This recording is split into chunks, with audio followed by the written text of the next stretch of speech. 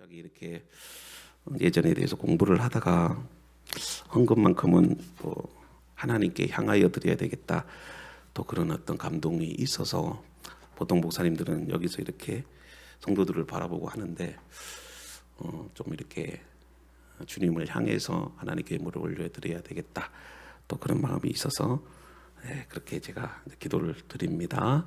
그래서 여러분들 우리 교회가 또 이렇게 개척이 된 이후로 계속해서 또 우리 교회의 그런 어떤 예전들을 만들어 가야 될 것 같아요. 그래서 좀 다양하게 여러분들 이렇게 변화를 주고 있는데 언젠가는 또 이게 우리 교회의 그런 어떤 예전으로서 또 자리가 잡힐 때까지 여러분들 계속 기도해 주시고, 또 지금은 아무래도 시작이기 때문에 또 다양하게 여러 가지를 또 해보게 됩니다. 그러니까 여러분들도 오해가 없도록 여러분들이 그렇게 이해를 해 주시고, 또 우리 교회가 정말 하나님이 기뻐하시는 교회로서 날마다 부흥하고 성장할 수 있도록 계속해서 여러분들이 기도해 주실 수 있기를 바랍니다. 여러분, 하나님께 대해서 실망해 보신 적이 있죠? 어떤 문제가 생겼을 때 하나님께 기도 부탁을 드리지만 그 기도가 즉시 응답이 되지 않을 때는 때로는 낙심하고 또 절망하기도 합니다. 여러분들, 지금 이스라엘 백성들이 바벨론의 포로로 끌려갔다가 그 해방된 그 이스라엘 민족들이 하나님께 지금 실망을 느끼는 거죠. 그래서 계속해서 이 배교하는 일들이 일어나게 됩니다. 고향으로 돌아와 이 바벨론이 무너뜨린 예루살렘 성전만 재건하면 하나님께서 약속하신 메시아를 보내주셔서 주변국들로부터 괴로움을 당하지 않는 그런 강대국이 될 거다, 그런 기대감을 가지고 열심히 기도하며 온 마음을 다해서 성전을 재건하는 일에 힘을 썼지요. 하지만 성전을 재건하고 난 이후에도 그들의 바람과 그들의 기도가 이루어지지 않습니다. 그러자 이스라엘 민족들은 하나님께 실망하기 시작했고, 그리고 하나님을 떠나갔다는 거죠. 이스라엘 민족은 여전히 메시아를 보지 못했고 계속해서 주변국들로부터 위협을 당하고 있었으니 그들의 간절한 바람과 기도도 소용없는 그런 어떤 일이라고 생각해서 하나님께 실망하고 하나님을 떠나버렸어요. 우리가 신앙생활을 하면서 가끔씩 이런 생각을 할 거예요. 정말 하나님이 나를 사랑하시는가? 왜 악한 사람들은 하나님을 떠나서 살면서도 왜 세상 사람들이 저렇게 잘 먹고 잘 살지? 나는 힘든데 세상 사람들은 잘 먹고 잘 사는 것을 바라보면서 하나님을 섬기는 것이 어떤 의미가 있을까? 정말 하나님을 섬기는 것이 우리에게 있어서 행복인가? 그런 어떤 신앙 자체에 회의감이 들 때도 있습니다. 여러분들의 삶이 무너져버리고, 여러분의 인생이 무너져버리고, 여러분들의 신앙이 무너져버리고, 여러 가지 개인적인 상황은 다 다를 수 있겠지만 우리 모두의 인생이 무너지고 구멍나고 금이 가고 처참한 모습으로 여러분들이 살아갈 때에 우리에게는 깊은 고민과 아픔들이 다 있지요. 과연 무엇이 문제일까요? 왜 이런 결과가 우리에게 나타나는 것일까요? 오늘 그 답을 이 느헤미야의 본문 말씀을 통해서 한번 해답을 찾아보려고 합니다. 여러분, 느헤미야서를 통해서 우리가 열매 없는 인생, 어쩌면 괄치당하는 인생, 파괴된 삶을 재건하는 영적 원리가 오늘 말씀을 통해서 우리에게 교훈해주고 있다는 것이죠. 여러분, 느헤미야서는 재건하는 이야기입니다. 그러면 우리가 무너진 삶에 있어서 여러분들이 피폐해진 그런 삶을 어떻게 다시 재건해 나갈 것인가? 오늘 말씀을 통해서 그 해답을 또 한번 찾아보려고 해요. 자, 느헤미야서는 예루살렘 성벽 재건에 관한 이야기입니다. 유다는 바벨론에 의해서 BC 586년에 철저하게 멸망을 당하죠. 그들이 멸망을 당한 이유가 무엇입니까? 하나님 앞에서의 범죄 때문이죠. 하나님께서 이스라엘 백성들을 사랑하셔서 그들이 죄에서 돌이키기를 원하셨어요.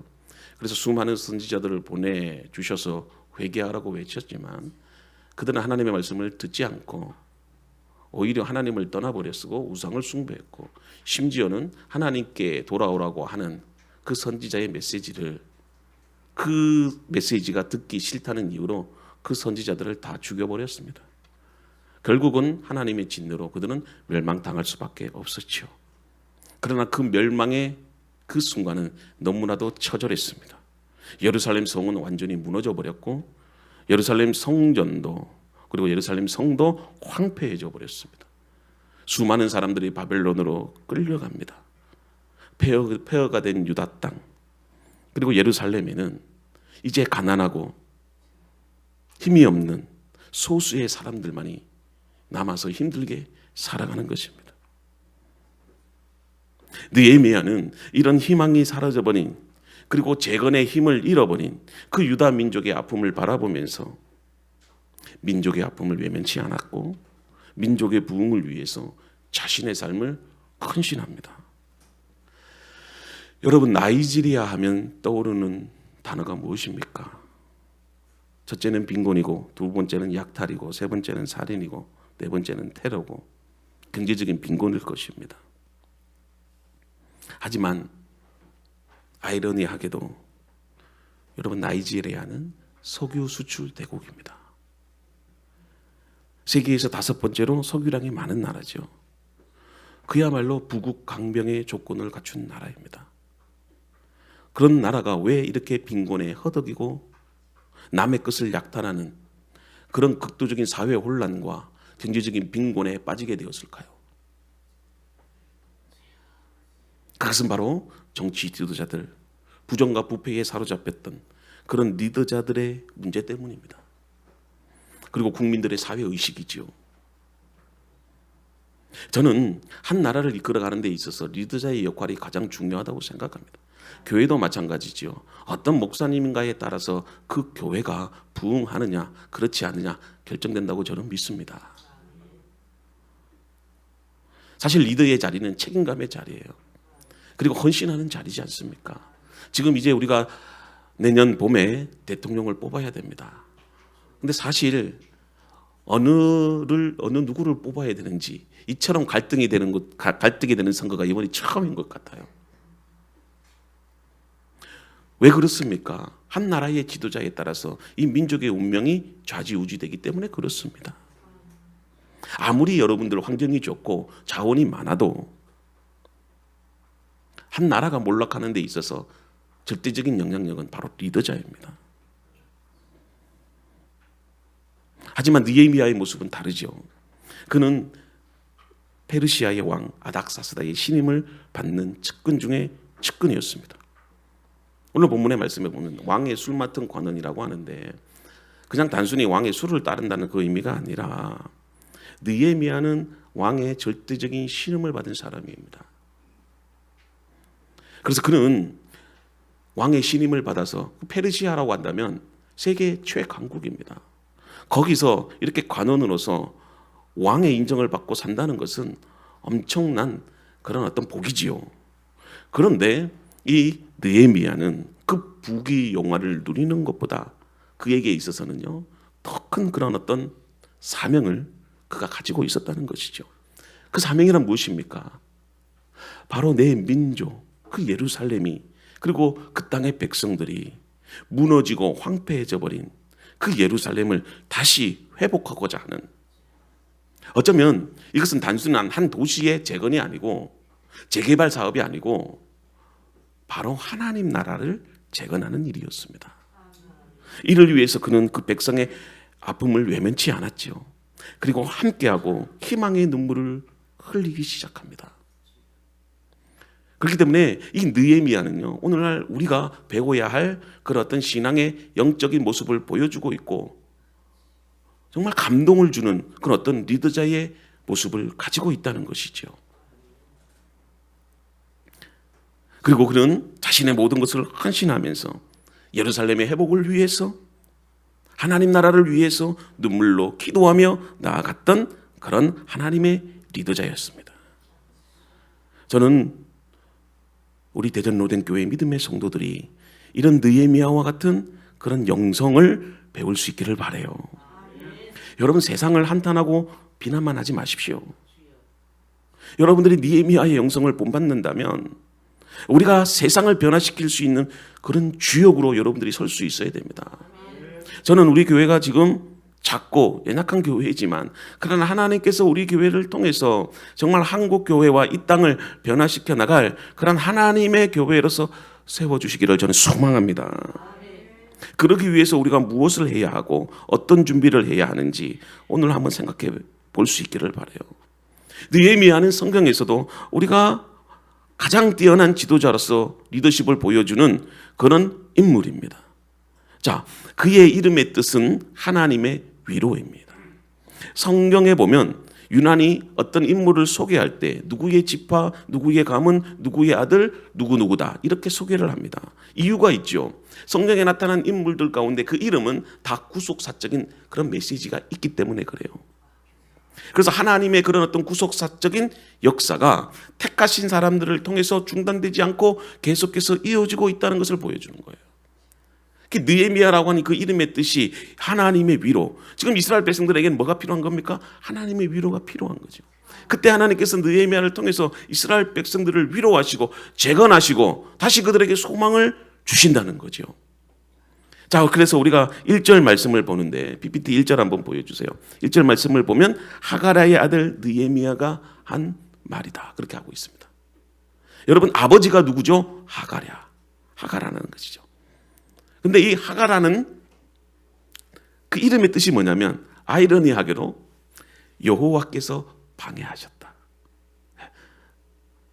그러니까 아버지가 이 느헤미야의 인생에 있어서 방해자인 거예요. 그러면 아들의 입장에서 얼마나 힘들었을까? 아버지가 내 인생에 있어서 걸림돌이 된다는 것은 그 아들에게 있어서 정말 불행한 인생이에요. 이것은 어떻게 보면 부끄러운 자기 고백이지요. 아들의 입장에서 얼마나 힘들었을까요? 그런데 지금 느헤미야가 자신을 뭐라고 소개합니까? 부끄러운 아버지의 아들이다. 나의 인생의 방해자가 되는 아버지의 아들이다. 이렇게 소개합니다. 근데 오늘 말씀을 보면 이 하가랴로 인해서, 아버지 하가랴로 인해서 이 자신의 인생이 막힌 것 같지만 그렇지 않다는 거예요. 여기서 지금 우리 아버지가 나를 방해했다, 여호와께서 방해하셨다. 근데 아버지가 방해한 게 아니고 사실은 여호와께서 방해하셨다는 거예요. 그러면 나를 방해한 게 누구라는 거죠? 여호와예요. 그러니까 하나님이 하셨다는 겁니다. 그런데 자기 아버지의 이름을 거론하면서 여호와께서 방해하셨다라고 말하는 것은 그 속에는 뭔가 하나님의 뜻이 있다는 거죠. 하나님의 주권을 인정하는 어떤 느헤미야의 고백이 1절 말씀에 있는 겁니다. 그러니까 방해하신 주체가 누구다? 하나님이시다. 물론 우리가 볼 때는 잘못되든 잘못되든 방해하신 분이 하나님이시기 때문에 거기에는 분명한 하나님의 섭리가 있고 계획이 있다는 거죠. 그러니까 내 인생에 잘 되고 못 되는 것 다 하나님이 섭리하시는 대로 가는데, 비록 내 인생이 실패하고 좌절해도 그 속에 뭔가 하나님의 뜻이 있다는 거예요.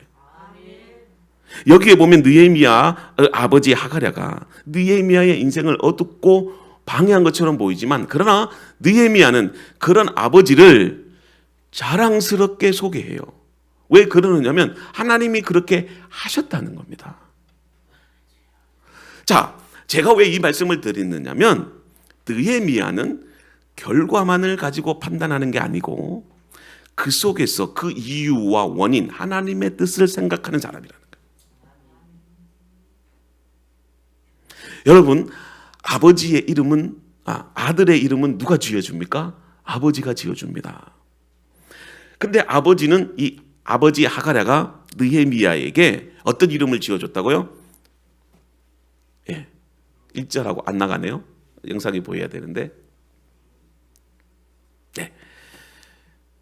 여호와의 위로. 아버지가 느헤미야에게 여호와의 위로라는 뜻으로 이름을 지어주잖아요. 자, 우리가 한번 상상을 해보는데, 아버지 하가랴가 살았던 시대는 흑암의 시대요 고통의 시대잖아요. 왜냐하면 바벨론 포로의 시대니까. 그렇지 않습니까? 그런데 그 흑암의 시대, 아픔의 시대에 그런 어떤 아버지는 상처를 가지고 있는 거죠. 늘 방해된 인생을 살았던 거예요. 근데 그것을 느헤미야는 부정적으로 보지 않고 그 속에서 하나님의 섭리를 깨닫는데, 그 느헤미야는 어떻게 해석했냐면 그 아버지가 가지고 있는 그 아버지의 아픔과 상처를 아들에게 주지 않기 위한 아버지의 바람. 그래서 너는 여호와의 위로자가 되라. 하나님의 위로자가 되라. 내 인생은 방해받는 인생이었지만, 내 인생은 절망의 인생이었지만 너만큼은 하나님의 위로자가 되라. 그래서 이름을 잘 지어야 돼요. 네. 이름을 잘 지어야 돼요. 그래서 우리 큰딸 이름도 주희, 둘째 딸도 주은, 셋째 딸도 주현. 다 이름의 뜻이 있잖아요. 주님의 기쁨이 되고, 또 주님의 은혜로 살고, 또 주님의 어떤 지혜로 하나님의 뜻 가운데 살아라. 그래서 우리가 이름을 부를 때마다 우리가 그 이름에 합당한 소망을 그 아이들에게 표현을 하는 거잖아요. 여러분들 이름 아무렇게나 짓습니까? 첫 장에서 우리는 첫 마디가 하가랴의 아들 느헤미야라고 자신을 소개하는 이유가 있어요. 여러분, 그리스도인은 하나님의 위로를 전해주는 사람이 되어야 돼요. 우리 교회가 로뎀이잖아요. 로뎀 나무 아래서 엘리야가 하나님 앞에 죽기를 간구했을 때 하나님께서 까마귀를 통해서, 천사들을 통해서 위로해 주시잖아요. 이 시대에 상처받는 영혼들이 너무 많아요. 절망하는 영혼들이 너무 많아요. 그런 영혼들에게 우리가 위로와 쉼을 주기 위해서 하나님께서 이 교회를 세우신 거예요. 저는 얼마나 감사한지 몰라요. 많은 성도들이 우리 교회에 와서, 주중에 성도들이 와서 이렇게 상담을 하고 중보기도를 부탁해요. 그래서 여기 강대상에 보면 지금 이만큼 중보기도가 올라와 있어요. 그래서 제가 새벽마다 이렇게 기도하면서 이 기도를 제가 외면할 수가 없어. 심지어는요, 노숙자들이 와도 중보기도 쓰고 가라고 해요. 제가 그 노숙자들에게 제가 그냥 이렇게 돈을 주지 않아요. 우리가 가지는 못해도 오는 성도들은 붙잡아 놓고 복음 전해야 되겠다. 제가 그 마음이 생겨서요, 노숙자들에게 30분간 앉혀놓고 복음 전해요. 그러면 그 인생 스토리가요, 참 이렇게 마음에 감동이 와요. 사업이 실패하고, 또 부부가 이혼하기도 하고, 때로는요 인생의 실수로 인해서 감옥 갔다 오는 청년들도 있고요. 그런 얘기를 다 들으면서 어떤 사람들은 눈물을 흘리기도 하고, 그러면서 제가 예수 그리스도의 복음을 전하는 거죠. 그리고 중보기도 해주고, 기도 카드를 받고, 그리고 이렇게 돈을 줍니다. 그 이후로는 이제 하나님이 하시겠죠. 저는 그렇게 믿어요. 그래서 우리 교회가 정말 위로와 소망을 주는 교회. 그래서 저희 여러분들 입구에 보면 저게 자작나무인데 로뎀나무를 갖다 놓을 수가 없잖아요. 그래서 저 나무를 바라보면서 우리가 로뎀나무 안에서 생각을 하는 거예요. 리더자는 리더의 자질이 있어서 리더자가 되는 게 아니에요. 여러분, 하나님의 사람은 만들어지는 겁니다. 훈련되어지는 거예요. 아버지가 그렇게 바랬던 소망, 그렇게 남에게 위로를 주는 삶을 살다 보니까 지도자의 위치가 서니까 그 나라 백성들을 위로하는 거지 않습니까? 그리스도인들은요, 나를 위해서 사는 사람이 아니에요. 우리의 존재 자체와 DNA는 세상 사람들과 다릅니다. 여러분, 보스라는 말 들어보셨죠? 보스와 리더의 차이를 아십니까? 보스는 나를 위해서 사는 사람이고, 리더는 남을 위해서 사는 사람들이에요. 여러분, 보스가 섬긴다는 말 들어보셨습니까? 아름답고 멋진 보스란 없습니다. 언제나 자기 중심이에요. 그래서 보스는 스스로 자기 중심에 서요. 그런데 리더는 사람들이 그 주변에 있고 그 사람들이 리더자를 세우는 거예요. 그것이 다릅니다. 그래서 우리는 나를 위해서 살지 말고 남을 위해서 살아야 되는데, 그럴 때 그 사람들이 나를 존경해 주는 겁니다. 내 스스로 존경하라고 해서 하는 게 아니고 우리 주변에 있는 사람들이, 우리의 이웃들이 존경해 줄 때 그게 진짜 존경받는 사람. 그래서 목회자도 마찬가지예요. 저는 후배 목사님들한테 어느 교회를 선택할 때 그 부목사님에게 존경받는 목사님한테 가라 그래요. 성도들은 잘 모르거든요. 뭐 일주일에 한 번씩 나와서 예배 드리니까 그 목사님의 리더십에 대해서 잘 모릅니다. 그러나 부목사님은 1년 365일 담임 목사님과 함께 하잖아요. 그러니까 그 담임 목사님의 리더십에 대해서 가장 잘 아는 사람이 누구냐? 가족 말고는 부목사님이에요. 그래서 제가 늘 후배 목사님들한테 그런 이야기를 해요. 마찬가지입니다. 내가 남을 존경해주고 사랑해줄 때 그 사람도 나를 존경해주고 사랑해준다는 거죠. 그래서 여러분들요, 겸손하고 인자하고 온유한 사람에게 사람이 모여요. 힘과 권력으로 스스로 높아지고자 하는 사람들은 사람이 모이지 않습니다.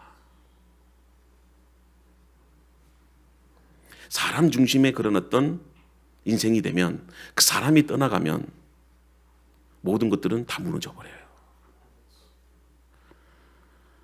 그래서 우리는 늘 겸손하고 낮아질 수 있는 자가 되어져야 됩니다. 그리고 느헤미야는요, 타인의 아픔에 관심을 가져요. 이건 단순한 호기심이 아닌데 우리 2절과 4절 말씀 한번 보도록 합니다. 자, 2절 4절 읽어봅시다. 시작. 내 형제들 가운데 하나인 하냐냐가 두어 사람과 함께 유다에서 내게 이르렀기로 내가 그 사로잡힘을 면하고 남아있는 유다와 예루살렘 사람들의 형편을 물은즉 내 이 말을 듣고 앉아서 울고 수일 동안 슬퍼하며 하늘의 하나님 앞에 금식하며 기도하여. 3절 다시 한번 읽어볼까요? 3절 없어요? 네, 시작. 그들이 내게 이르되 사로잡힘을 면하고 남아있는 자들이 그 지방 거기서 큰 환난을 당하고 능력을 받으며 예루살렘 성은 허물어지고 성문은 불탔다 하는지라. 4절. 내가 이 말을 듣고 앉아서 울고 수일 동안 슬퍼하며 하늘의 하나님 앞에 금식하며 기도하며. 느헤미야는 그 이스라엘 백성들이 지금 고통당하는 그 현실에 대해서 함께 울어주며 하나님 앞에 기도합니다. 사랑이란 뭔지 아십니까? 말로 하는 게 아닙니다. 사랑은 행함과 진실로 하는 것인데, 자, 이게 뭐냐면 아파하는 사람이 있으면 같이 공감해주고 아파하고, 우는 사람이 있으면 같이 울어주는 거. 여러분, 민족의 슬픈 현실을 보면서도 나라를 팔아먹는 사람이 있는데, 느헤미야는 오히려 자기가 높은 위치에 있었지만 오히려 그 백성들의 아픔을 공감하고 그들과 함께 울어줄 수 있는 사람이었다는 거예요. 여기서 우리는 어떤 그리스도인이 될 것인가, 그걸 여러분들이 오늘 말씀을 통해서 배워야 되는 거예요. 느헤미야는 그 예루살렘의 비참한 상황을 유다에서 온 하나니로부터 듣게 됩니다. 그리고 그곳에 남아있는 사람의 형편이 어떠한지, 그리고 지금 예루살렘이 어떤 상황인지 그렇게 묻습니다. 그런데 그들의 대답이 무엇입니까? 3절 말씀. 자, 뭐라고 되어 있죠? 3절에 우리 읽었던 말씀인데요. 그들에게 사로잡힘을 면하고 남은 자들이 그 지방에서 큰 환난을 당하고 능력을 받으며 예루살렘 성은 허물어지고 성문은 불탔다 하는지라. 자, 이 소식을 들은 느헤미야가 4절 말씀 봅니다. 어떻게 반응을 하지요? 내가 이 말을 듣고 앉아서 울고 수일 동안 슬퍼하며 하늘의 하나님 앞에 금식하고 기도하며. 여러분, 이렇게 기도해 본 적이 있습니까? 정말 내 백성의 고통을 당하고 이 나라와 이 민족이 불의와 불법으로 인해서 이렇게 죄악의 땅이 되어가는 현실을 바라보면서 가슴을 치고 하나님 앞에 눈물로 기도해 본 적이 있나요? 그것도 금식하면서 하나님 앞에 내 민족을 위해서 기도합니다. 여러분, 가깝게는 우리 교회를 위해서, 우리 믿음의 성도들을 위해서, 여러분들의 자녀들을 위해서 우리가 정말 긍휼히 여기며 하나님 앞에 울면서 기도해 본 적이 언제였던가? 재건의 시작은요, 회복의 시작은 기도입니다. 그 백성을 긍휼히 여기는 마음이에요. 기도 외에는 이런 유가 나갈 수 없느니라. 기도할 때 능력이 나타나고, 기도할 때 회복이 있고, 기도할 때 위로가 있고, 기도할 때 소망이 있는 거죠. 저는 우리 교회가 기도의 소문이 나는 교회가 되기를 바라요. 그래도 다행인 것은 점점 그래도 우리 교회가 기도하는 교회다, 계속해서 그렇게 또 중보기도 부탁을 하고, 또 어떨 경우에는 정말 그 기도 응답받았다고 목사님 감사해요 그러면서 우리 교회 또 이렇게 감사 헌금하는 것을 볼 때마다 너무 감사하더라고요. 나만 잘 되자, 나만 복 받자, 우리 그런 인생을 살지 맙시다. 내가 먼저 그의 나라와 그의 의를 구할 때 하나님은 구하지 않는 것도 하나님께서 다 듣고 응답해 주십니다. 하늘을 나는 새도 먹이고 입히시는데, 들에 핀 들국화도 하나님께서 기르시는데 하물며 너희라고 하나님께서 지켜주시지 않겠느냐? 그러므로 한 날 괴로움은 그날에 족할 것이요 내일 일은 내일 염려할 것이니라. 물론 내일 염려스럽지요. 그러나 하나님께서는 책임져 주시니까 걱정하지 말라는 것 아니겠어요? 눈물을 흘리며 기도한다는 것은 우리가 현실의 좌절에서 포기하고 절망하는 의미가 아니지 않습니까? 느헤미야의 기도가 어떤 기도지요? 그는 소망의 기도를 해요. 어리석은 사람은 하나님, 이 인생 어떻게 살아야 돼? 나 이제 죽겠어. 한탄만 하는 사람은요, 그 기도가 응답되지 않아요. 그러나 하나님, 내가 사업이 망하고 내가 이렇게 고통스럽고 힘들어도 하나님, 나에게 소망이 있어요. 하나님, 우리는 다시 하나님께서 이렇게 세워주실 거예요. 느헤미야가 바로 이런 소망의 기도를 드려요. 사실 느헤미야는 예루살렘의 문제에 대해서 아무 잘못이 없어요. 그가 페르시아 제국에서 신앙인으로서 최선을 다하여 왕이 인정할 만큼 능력과 성실함을 갖춘 사람이에요. 예루살렘의 멸망은 바로 조상들의 죄와 그들의 완악함 때문입니다. 그런데 그는 이러한 자기 민족의 범죄에 대해서 자기 자신과 일치시켜요. 여러분, 이게 중요한 겁니다. 기도하는 사람들은 하나님의 백성들이 지은 그 죄에 대해서 자신의 죄를 일치시키며 자신의 죄인 것처럼 하나님 앞에 고백해요. 느헤미야가 어떻게 기도하느냐면, 하나님, 그들의 죄를 용서해달라는 게 아니고 나의 죄를 용서해달라고 그래요. 그러니까 백성과 자신을 일치시키는 겁니다. 여러분, 기도자가 바로 그런 기도가 되어져야 돼요.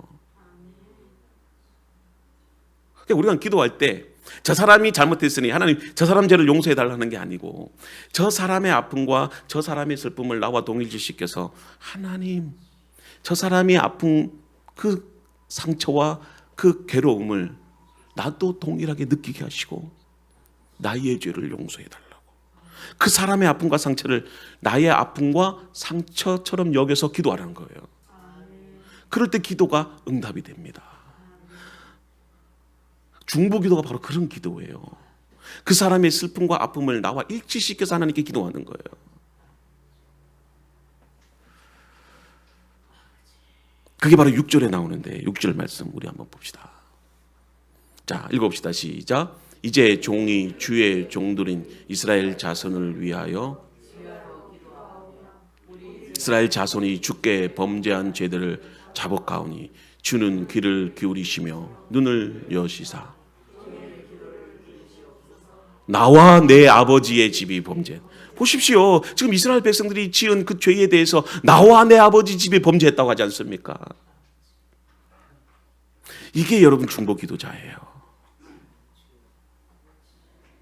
자기가 지은 죄도 아닌데 마치 자기가 지은 죄인 것처럼 금식하며 통곡하며 하나님께 기도합니다. 그리고 이 모든 것이 누구의 죄다? 나의 죄다. 여러분, 참으로 멋진 기도 아닙니까?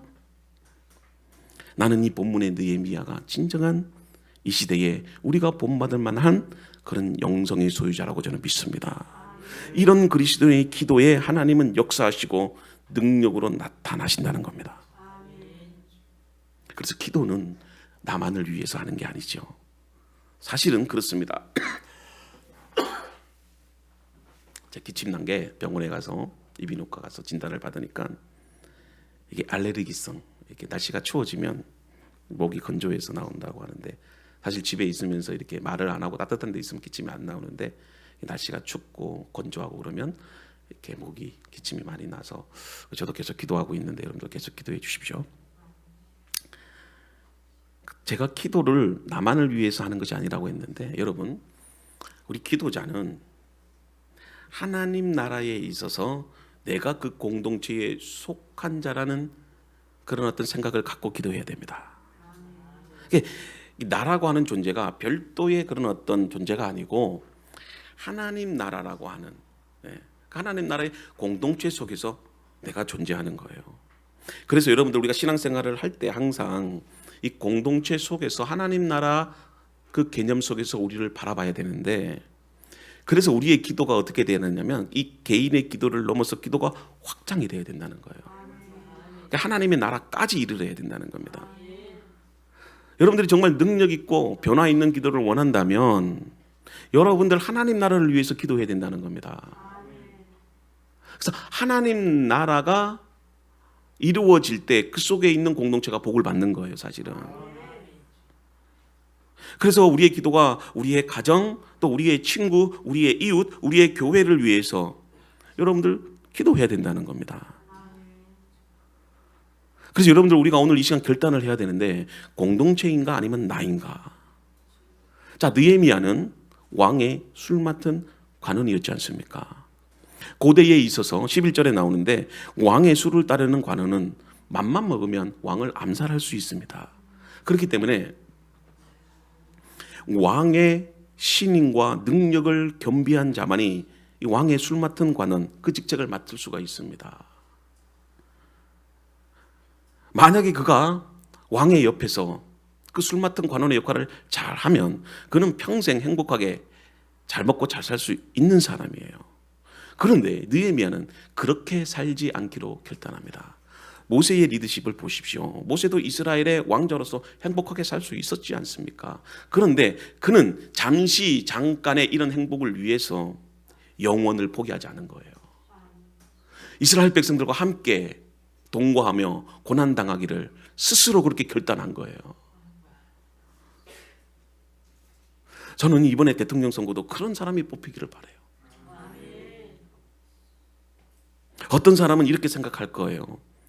남이야 어떻든 눈 한 번만 딱 감고 이 자리에 머물고 있으면 행복하게 평생을 잘 먹고 잘 살 수 있다. 근데 그리스도인들은 그런 사람들이 아닙니다. 느헤미야는 자기의 민족의 아픔을 위해서 자신을 희생하는 사람이에요. 여러분, 나보다 공동체를 먼저 생각하는 사람이라는 겁니다. 여러분, 애굽이 어떤 나라입니까? 모세를 한번 생각해 보세요. 히브리서 11장 24절에도 이런 말씀을 합니다. 자기 백성을 위해 바로의 공주의 아들이라 칭함을 거절하고 도리어 하나님의 백성과 함께 고난받기를 잠시 죄악의 낙을 누리는 것보다 더 좋아했다는 거예요. 이게 바로 기도자의 모습이고 그리스도인들의 모습이라는 겁니다. 그래서 그리스도인들의 기도에는 뭐가 있다? 소망이 있는 겁니다. 그래서 기도는 지금을 넘어선, 과거를 포함한 지금을 넘어선 미래를 위한 기도가 돼야 돼요. 사실은 지금이 우리의 삶을 결정하는 게 아니고 미래가 우리의 삶을 결정하기 때문에 그렇습니다. 그래서 우리에게 필요한 것은 뭘까요? 소망이에요. 지금 공부 못해도 괜찮아요. 지금 돈이 없어도 괜찮아요. 그러나 지금이 우리의 삶을 결정하는 게 아니지 않습니까? 우리나라를 한번 보세요. 50년대, 60년대 가난에 찌든 나라였어요. 그러나 우리나라를 결정하는 것은 오늘의 삶이고 앞으로의 삶이에요. 과거에만 얽매였다면 지금도 찌질이게 못 살 거예요. 그러나 우리 부모님 세대들은 이 나라를 잘 살게 해야 된다는 소망을 가졌어요. 마찬가지입니다. 기도자는 과거를 포함한 오늘을 바탕으로 한 미래에 대한 소망을 갖고 기도하는 사람이라는 겁니다. 그래서 미래가 우리의 삶을 결정한다.